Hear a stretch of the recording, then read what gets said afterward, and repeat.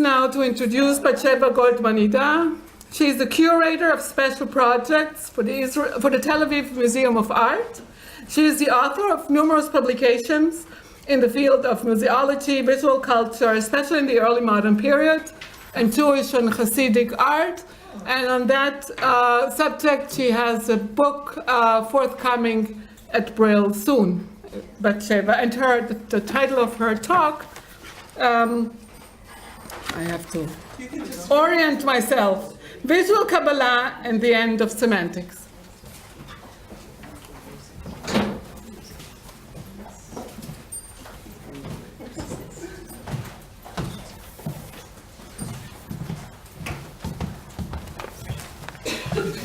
The arrow's here. Yeah. Okay. Good morning. Good to see you all today.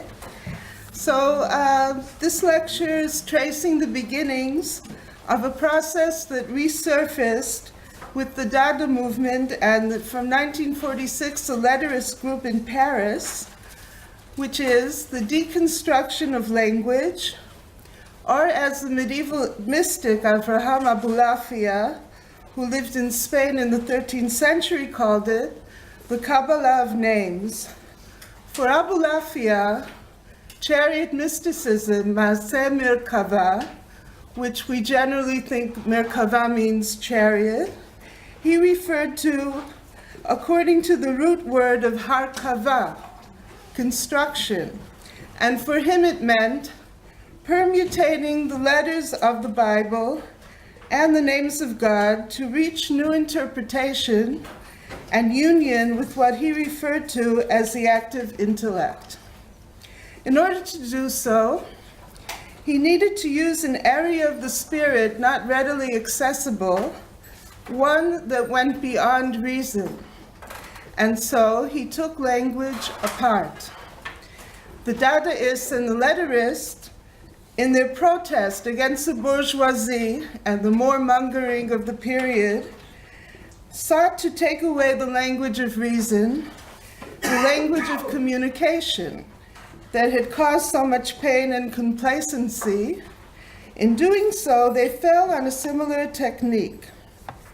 Generally, when one thinks of letters as building blocks that form words and then sentences, in turn present ideas that form our worldview. Our choice of words reflect who we are. We use them to deliver messages, to express feelings, to build a case. But what if those letters had an independent existence, a purpose different from ours? What if letters created the world independently of us? Or perhaps they were directed by a divine force to create the world. Let me put it another way. What if for a moment we could not understand the letters of our words and sentences and thoughts? What if they made no sense? What if they were written in a way that could not convey meaning? What would we be left with? The answer is sounds and images, or in modern terminology, sound poems and visual poetry. Abulafia composed a sound poem already in the 13th century with Ta'amei HaMikra, the trope for reading the Torah. And I'd like to begin with Isidore Izu, who was the founder of letters in 1946. And in 1947, he wrote an amazing line that he feels as if he himself is Avraham Abulafia. And here he is, Izzy Goldstein is his original name. And if we take a look at some of the manuscripts of the books of Abulafia and letterism and Dada, here we have the sound poem Ur Sonata by Schwitters, Kurt Schwitters, and again Abulafia, Hausmann. We see, and especially Hugo Ball with the first sound poem Caravana, we find visually a kind of affinity between the two groups. Of course, in the Middle Ages, we have the use of calligrams. We have the use of letters in sentences to show a person speaking.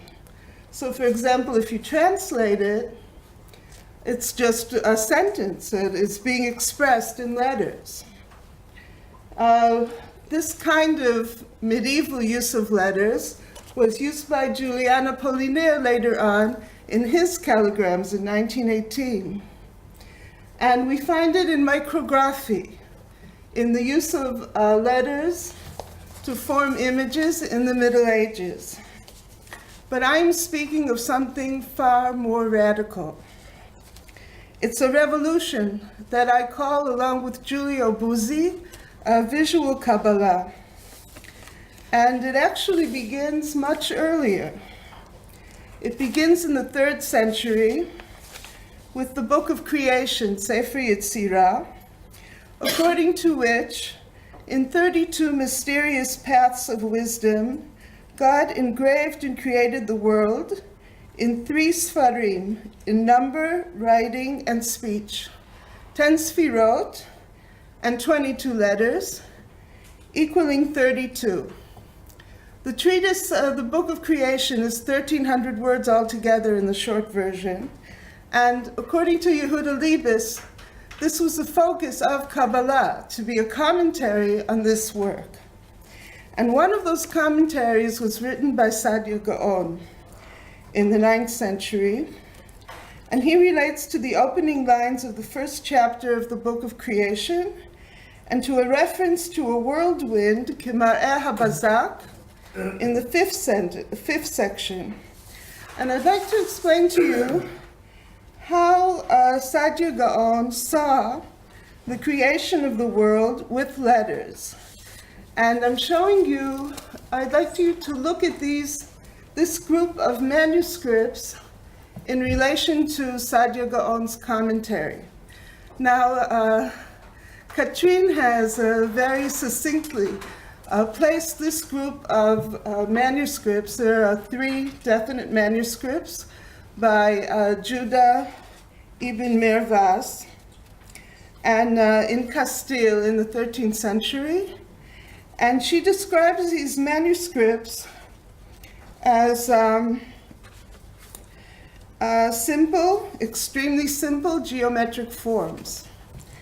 And now I'd like you to look at the simple forms and hear the explanation of Saadia Gaon.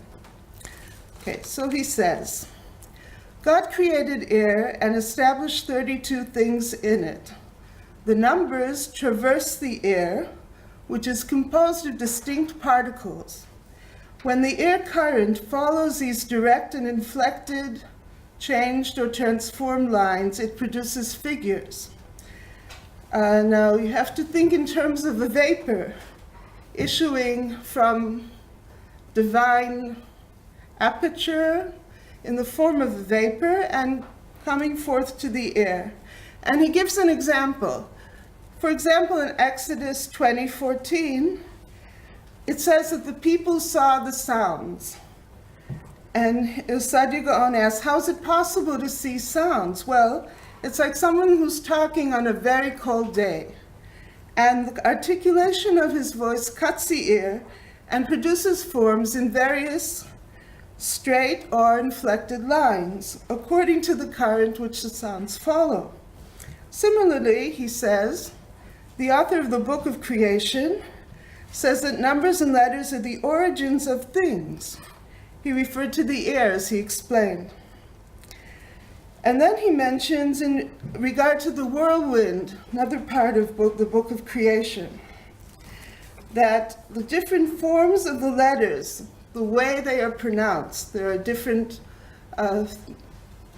3 different groups of letters according to the different part of the palette that's used to pronounce them. Each one created different geometric forms. The more delicate letters, like Aleph and Hey, produced straight lines. Others formed triangles. Others formed square forms, either simple or complex. And a fourth oblique forms. Now, if that wasn't enough, there's another group of Kabbalists that were active in the 13th century called the Iyun group, that means contemplation. And up till now, they were thought to have been active in Provence. But Mark Veerman has proved linguistically and historically that actually they were active in Castile, the place where these Ibn Mirvas manuscripts were produced. And this group concentrated on the number 13. Why 13? They took the Aleph, which is the first letter of Echad, which means one, and they counted up the letters Aleph, Chet, Dalet, the letters that form the word Echad, and they came to 13. And they looked at the book of creation, which I discussed, and they said, well, the book of creation begins with a set of 3 before they discuss the 10 Sfirot. And so let's assume that the 3 are in a higher level, beyond Keter, beyond the highest sphere, and therefore the 13 Sfirot that they considered were the same as the 13 attributes of mercy, the 13 Midot.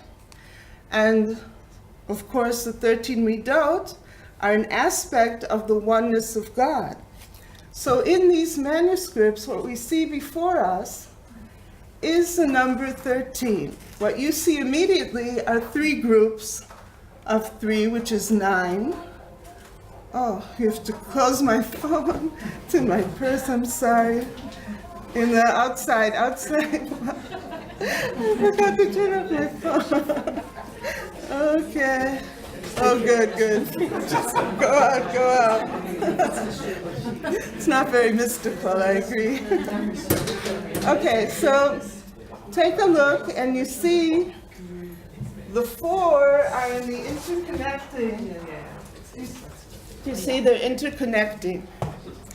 And of course, they were happy to have a diptych so that you have altogether 26, which is another name of God.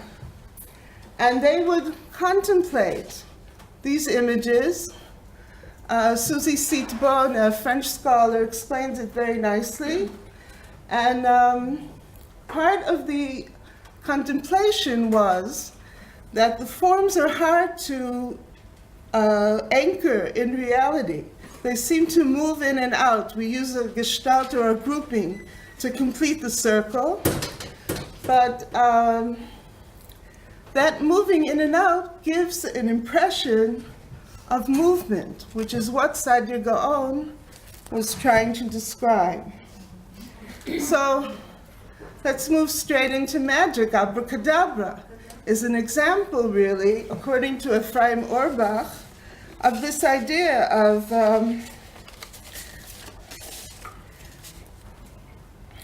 three times of the 12-letter name.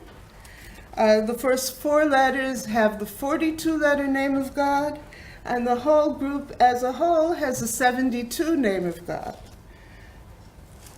So once we decide that we don't need semantic meaning to the letters, we can do whatever we want.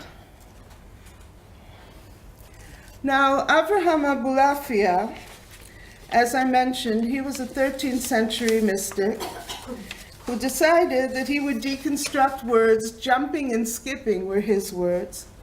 And in this 14th century manuscript, it shows him, as the illustrator imagined him, according to what he actually wrote, that he would recommend finding an enclosed space, if it was preferably in the evening, to light candles, to have plants and greenery around, to nourish the vegetative soul. And he even recommended to put on a talit or tefillin at night, which is not ordinarily done, in order to put one in the atmosphere. Then in his process, he would first, following the book of creation again as his source, he would write down the permutations of the letters. Then he would pronounce them with hand movements and breathing and head movements. And then he would feel himself imagining the letters moving in a circle. There we go.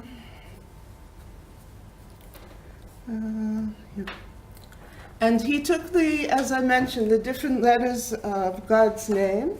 So here you have the tetragrammaton. Here you have the 42 letter name, and these mnemonic circles that he would use. And he was not alone in this. Ramon Llull, in the same 13th century, was also involved in Latin in doing similar things. And here we have the 72 letter name. And interestingly enough, I mention again modern art and poetry.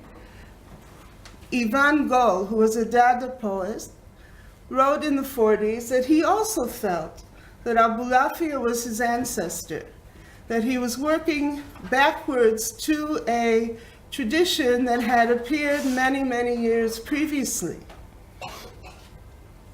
And so Victor Brauner illustrated a poem of Ivan Gol called Raziel, which is a pseudonym that Abulafia uses. And you can see, first of all, Ivan Gol's name is Isaac Lang. He was an Alsatian Jew.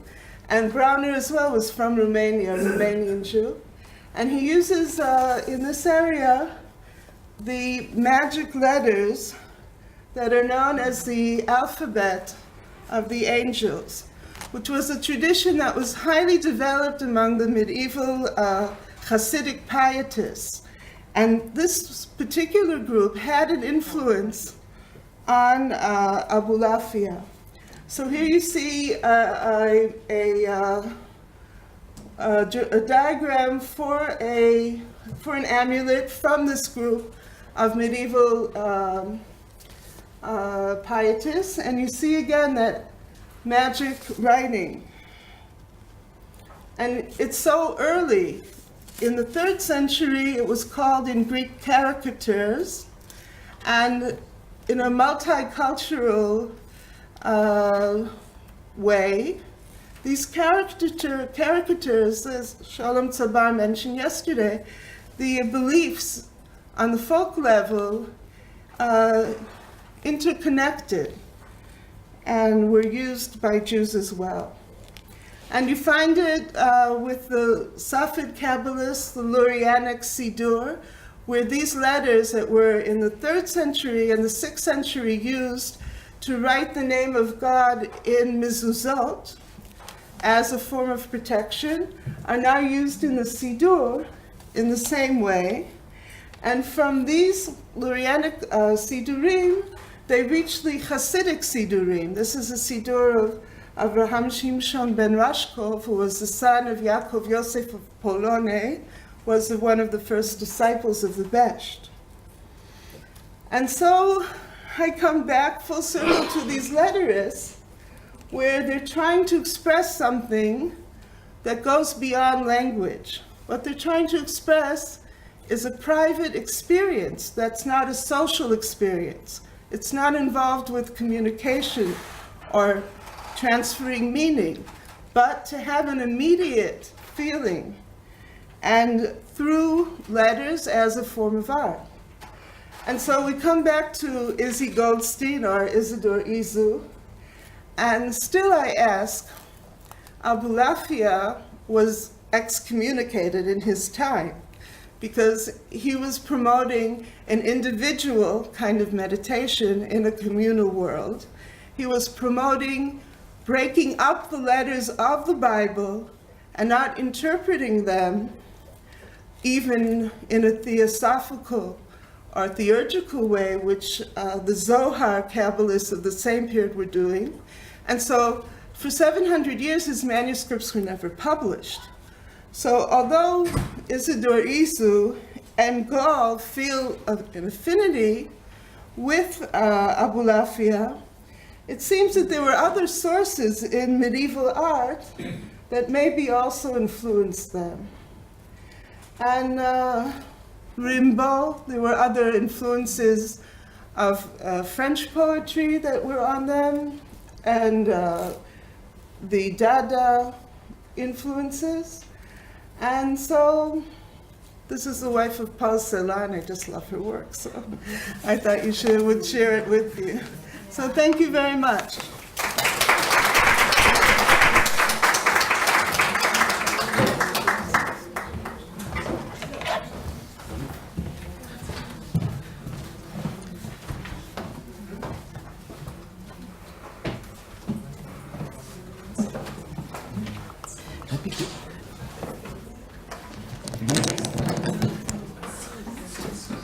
It might be good to do question and answer with this now. Yeah, that's what I thought. Because I have a little problem here. So in about 10 minutes, we're going to Go do ahead, the... go ahead, that's okay. Okay, so we think it's better to have questions and answers now. I also forgot to mention that, of course, Elodie Attia was was scheduled to speak in the morning. She is sick and canceled her trip, so that's why we are having only 2 presentations. Questions on this very interesting inter-periodical, yes, Susan. I just wanted to ask Batsheva, if Abulafia's works were not published for 700 years, so how did it diffuse? How was it diffused? How did his ideas spread? Yeah, well, You might want to come up, probably. You might want to come up and use the microphone. Yes. so Wait, are you recording? they were not. Will be recorded. Are we recording? It'll be better if she comes up. Yeah. Okay, come here. You hear us okay, Emil? It would be good to repeat the question as well for the sake of the Okay. recording. Susan asked how the writings of Avraham Abulafia were diffused so that modern artists could be aware of them, Okay. especially after he had been excommunicated. Communicate. All right. So his works were not printed, say, in 16th century Mantua, when most of the Kabbalistic works were printed. They were transferred in manuscripts. He wrote about 30 books. There are presently about 268 manuscripts. But he had 2 very successful students. One was Yosef Gikaktila, who wrote Sharei Ora, or Portus Lucus. Yeah. And his other student, Natan ben Saadia Harar, went to Eretz Israel. And his book, Sharei Tzedek, influenced the Safed Kabbalists. And as well, the German humanist Johannes Reuchlin and Pico della Mirandola both had Abulafian manuscripts translated into Latin for them. And so, actually, now, going to the modern period, in 1941, Gershom Shalom published his Mystical Trends. And since Abulafia was Shalom's first choice for his doctorate, he put a whole chapter on Abulafia in that book. So it seems like this is another instance, like in the case of the Bird's Head Haggadah, that a scientific publication had influence on the artists of the period. Eva? Can I just push this line of inquiry a teeny bit further? You showed some very interesting Jewish modern artists who were of Jewish origin. I was just wondering whether other, not Jewish, let's say, letterists or people working in that manner expressed an interest at that time already in Kabbalah. Nowadays it's so well known, everybody knows about it. Nobody, as in the non-Jewish world. But back then, are there any references? Was there some kind of, did any of the surrealists sort of pick up on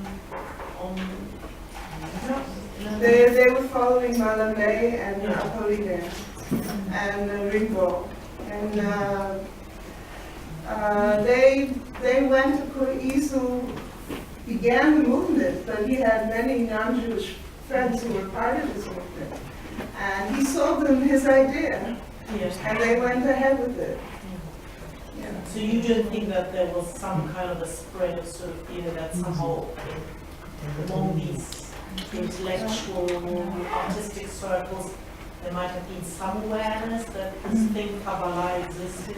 What I think is that they began initially checking African art, Yeah. like everyone else. And then I think these Romanian Jews who were from some kind of a decadent Hasidic, or decadent in the sense of a movement that for them, they were not Hasidim, but they had seen aspects of Hasidut, or they had seen amulets or Sefer Raziel, or they had learned in a cheder where you learn letters and consonants and vowels are separated and make no sense. I think they felt comfortable enough at some point to say, well, we have some ancient traditions from our background. But until Isu, none of the Dadaists who were Jewish, Tristan Tzar is one of them, for example, Sandy Rosenstein, didn't feel comfortable enough to say, this is our Jewish contribution. But I think undercover, they did feel that nursery rhymes, silly nonsense songs, from what they remembered, maybe even the Yiddish. I think that these sources they used to play with.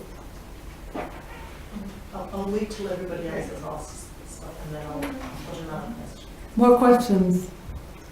I have a comment or suggestion, and I wonder if I found this journey from Sadia Gaon up to the modern art really fascinating, and via the Middle Ages. But I wonder if we should probably kind of keep separate the textual transmission and the visual, the formal, the transmission of the formal repertoire.